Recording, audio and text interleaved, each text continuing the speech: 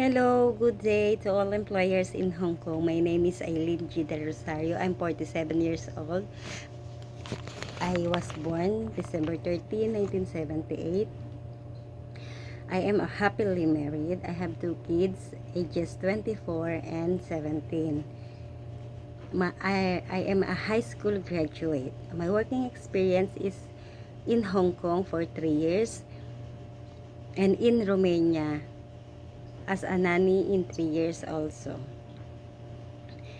To my future employer, I can promise you, I can promise you that I will do all the best.